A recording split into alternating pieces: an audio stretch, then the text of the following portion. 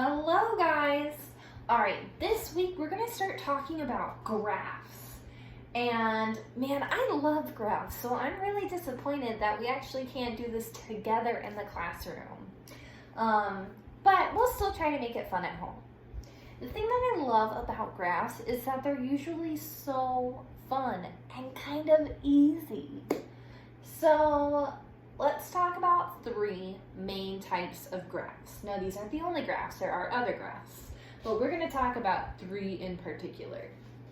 All right, the first graph we're going to talk about is a tally chart.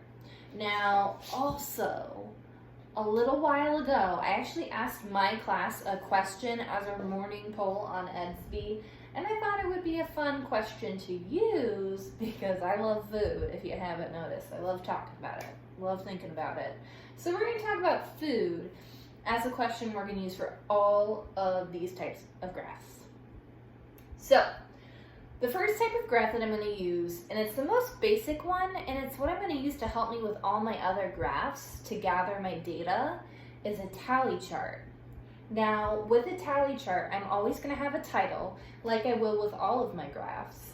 And that title, it could be a question, it could be the topic that you're showing the information of. And for mine, I'm just going to use a question every time. So my title is, what is the best candy? And I asked I asked my whole class, I surveyed them, I asked them a question, and I said, what's the best type of candy? Skittles, sour gummy worms, Twix, or Reese's. Now, I think I had a couple people who didn't vote, so I kind of guessed for them, knowing them. So these are the results from that survey poll on Edsby. So, when I use a tally chart, I'm going to do just that. I'm going to use tallies. Now, I remember that a tally goes 1, 2, 3, 4, and that fifth one goes across diagonally.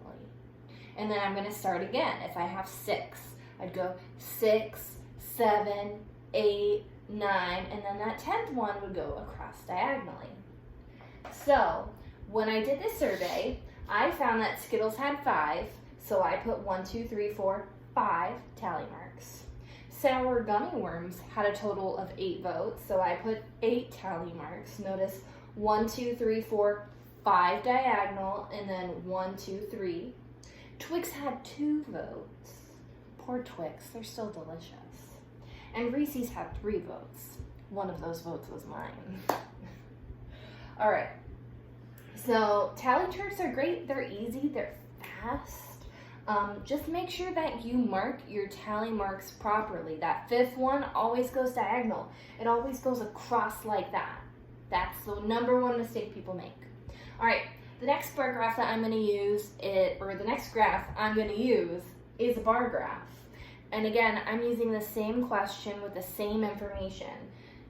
It's going to have a title at the very top, and again, I used what is the best candy.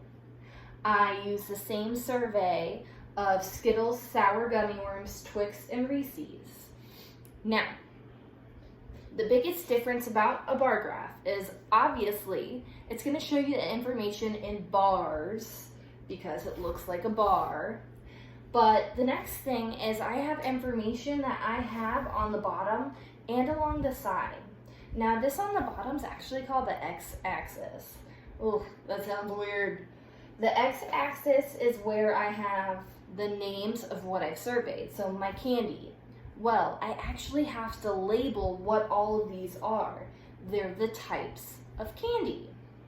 Now along this side, you're going to notice that I numbered starting from 0 all the way to 10. So 1, 2, 3, 4, 5, 6, 7, 8, 9, 10. And what these numbers stand for are the number of students who voted. So if I look at Skittles and I follow it all the way up and then I go over, it's going to be 5. So that 5 stands for the number of students that voted for Skittles. If I do sour gummy worms, I'm going to follow it all the way up. I'm going to go across, and it was 8 students. Twix, follow it all the way across, 2 students. and Reese's, follow it all the way across. It was 3 students. So the biggest mistakes I see people forget is labeling their X and Y axis. What are these? They're my types of candy. What do the numbers stand for? It's the number of votes, the number of students. Easy. All right, and then the last one, which I would say this is probably just as easy as a tally chart, it's a picture graph. And in a picture graph, you use pictures to represent how many people voted for a certain thing. So, again, it has a title at the very top of it. I have the types of candy, and then next to the candy, I used hearts as my picture just because it was easy. I used hearts to represent how many people voted for it.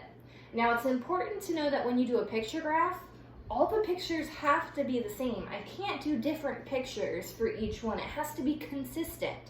So down here at the bottom, I've included a key. Now that key tells me what does my picture stand for. So when I look at my key, I see that a heart equals 1. So 1 vote per 1 heart. So if I look at Skittles, it has 1, 2, 3, 4, 5. And if I go through, it's going to match each one of these. So 5, sour gummy worms, 1, 2, 3, 4, 5, 6, 7, 1, 2, 3, 4, 5, 6, 7, 8.